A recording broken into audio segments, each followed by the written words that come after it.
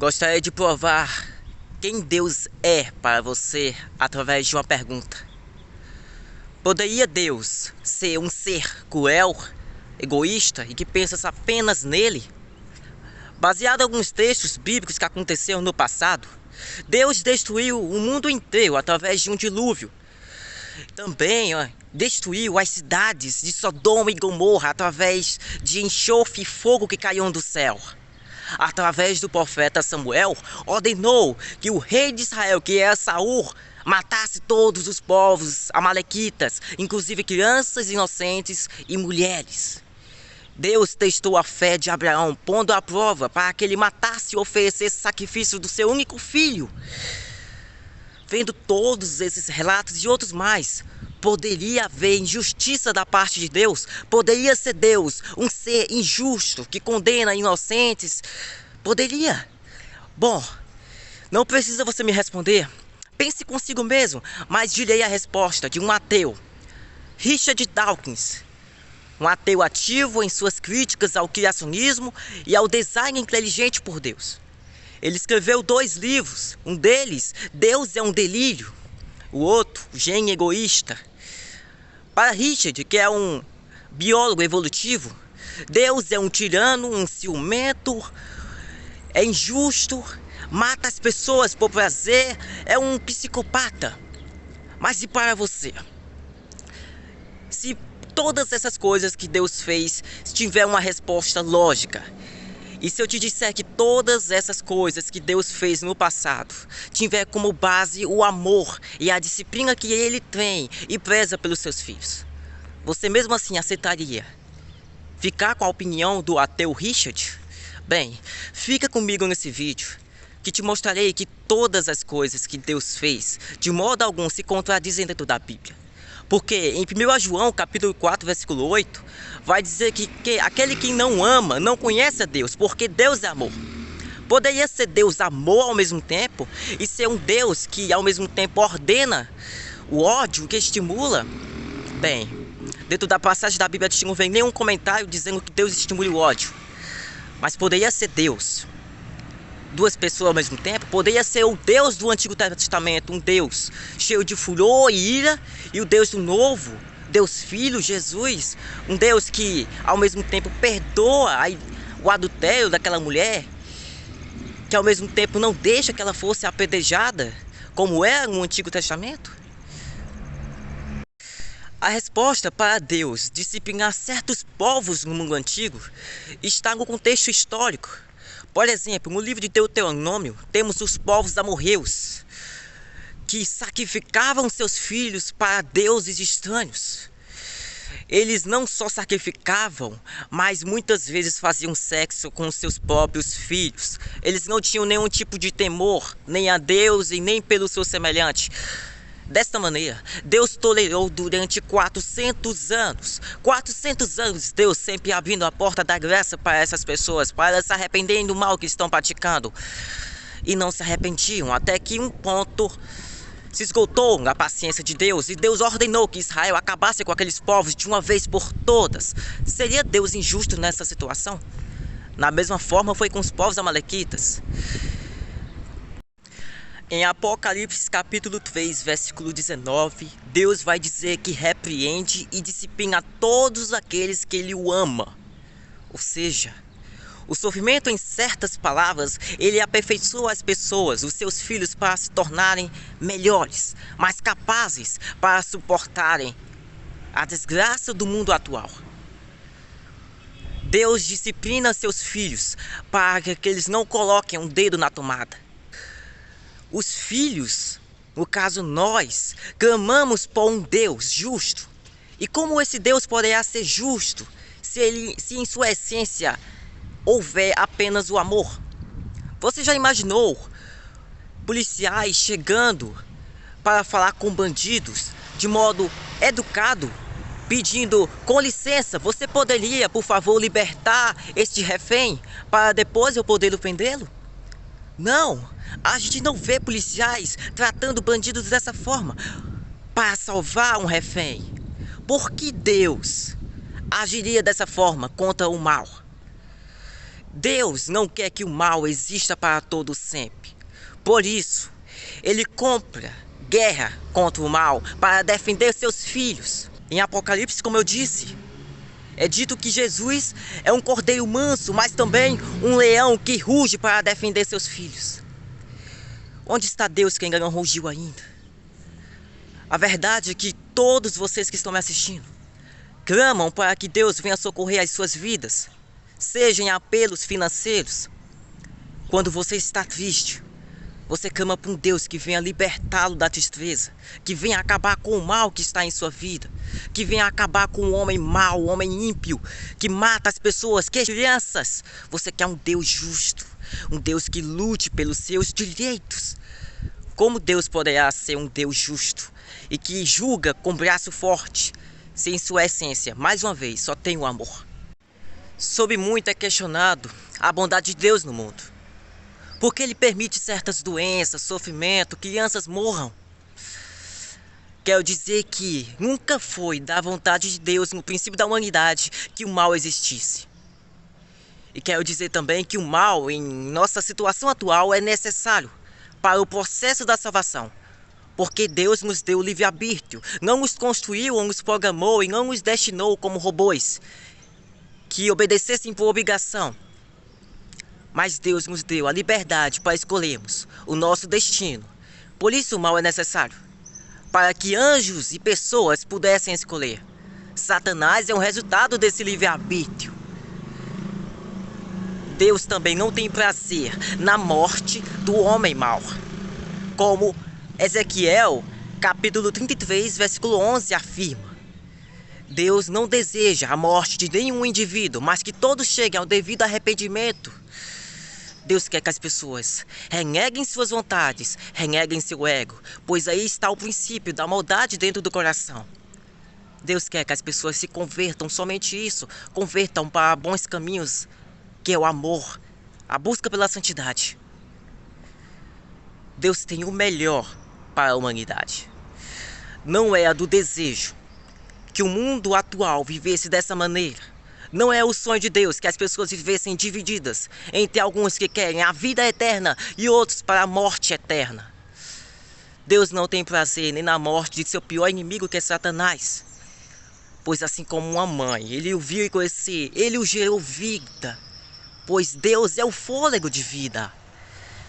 Ele o viu crescer, aquele anjo de luz, e vê o que ele se tornou. Não é prazeroso jogar no lago de fogo, que é descrito em Apocalipse capítulo 19.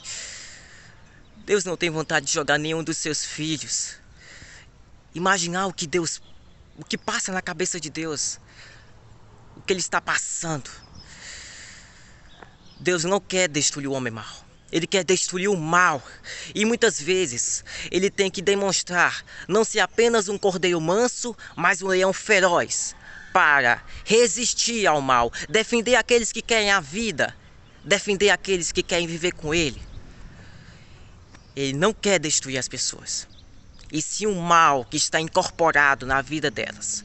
Deus está com uma arma que se chama Evangelho para atirar no mal, mas as pessoas, por livre e espontânea vontade, entram na frente do mal, entram na frente dos seus desejos e dizem que não querem sair da frente, mas Deus está apontando a arma e Deus diz que vai atirar. Mas as pessoas, mesmo com a ameaça de que suas vidas podem acabar, elas não saem da frente, elas não querem largar o mal.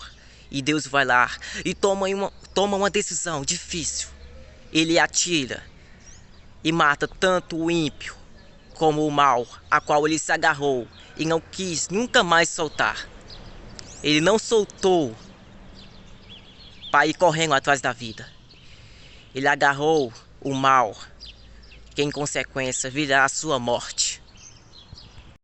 Certa vez, Marvin Ward, um teólogo norte-americano, falou que seu amigo havia feito uma pergunta uma vez.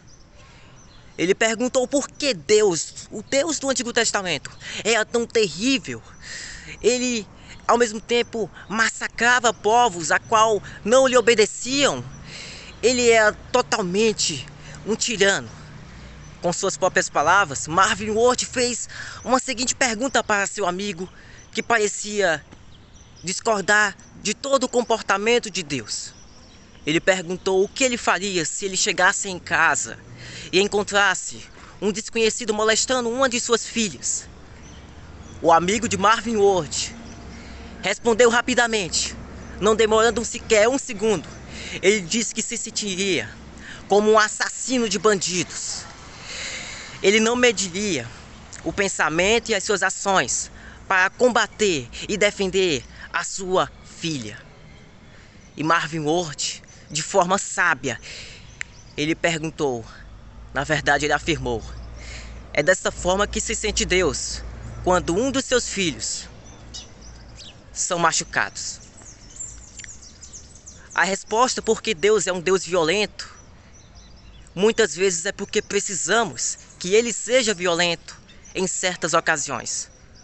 Um Deus que sua essência é amor, e isso é fato, também precisa defender seus filhos em amor. Deus, a luta de Deus não é contra as pessoas, e sim contra o mal deste mundo. E a Bíblia afirma que Deus não vai permitir que o mal exista para sempre. Mas o fato dele estar tardando em voltar, a volta de Jesus e não ter acontecido ainda, é porque é um sinal de misericórdia, para que todos venham se arrepender. Porque depois que Jesus voltar, a porta da graça estará fechada. E convenhamos a dizer que serão tempos tenebrosos e sombrios aqui na terra. De forma geral, o mal nem sempre está associado a uma só coisa, mas existem pelo menos 4 diferentes causas para o mal.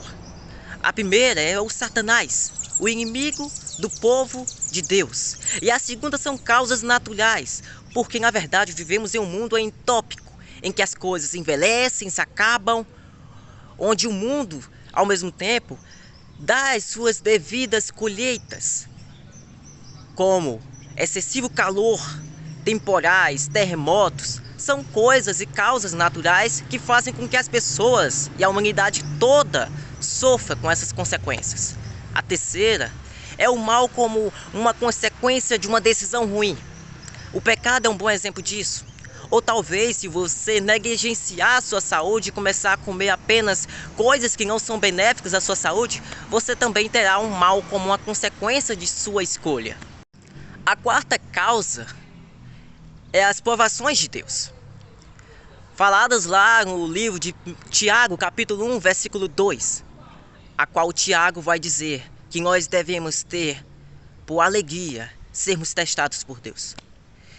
A provação, ela não vem para ser testada em nós para mostrar que nós somos leais a Deus, porque Deus não precisa saber disso, porque Deus já conhece o nosso coração. Então Ele não precisa, experimentalmente falando, criar uma provação para saber disso.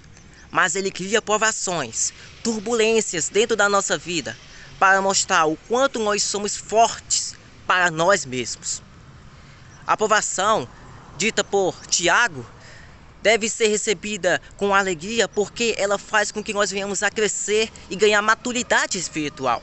Ela nos aperfeiçoa como pessoas que estão buscando ser semelhantes a Cristo. Em outras palavras, se nossa fé é testada, ela cria em nós a perseverança para assim podermos vencer e ganhar nosso galardão. Convenhamos a dizer mais uma vez que Deus é amor. E sua essência é completamente 100% disso. Então, irmãos, a humanidade terminará com o juízo de Deus, como diz em Apocalipse capítulo 19 e 20. E o meu desejo é que você tome a melhor decisão mediante a palavra de Deus, pois a fé vem pelo ouvir. E o que eu estou dizendo são palavras provindas da própria Bíblia. E eu quero que você aceite a Cristo Jesus, não como um amigo que chega em sua casa batendo palma altas horas da noite. Eu quero que você receba Jesus de uma forma diferente. Da forma que na hora que ele entrar dentro da sua vida, você jamais deixe ele sair. E Jesus também não vai querer sair da sua vida. vocês venham criar um relacionamento. E esse relacionamento dê frutos, dê dons, a qual você entenderá. O propósito da sua vida não é apenas a um trabalho, a ter uma família e morrer quando tiver todos seus filhos. Não, esse não é o propósito de vida real. Mas o propósito de vida é adorar aquele que o criou, mesmo que seja de modo indireto. Deus criou toda a raça humana, mas a raça humana ainda tem muito a entender. Nós temos muito a entender sobre Cristo, sobre a nossa existência. Mas eu posso te garantir que as melhores respostas estarão com Deus. Espero que todos nós nos vejamos após essa vida, que não durará muito, mas logo se acabará. Mas a outra vida, ela durará para sempre, porque é eterno.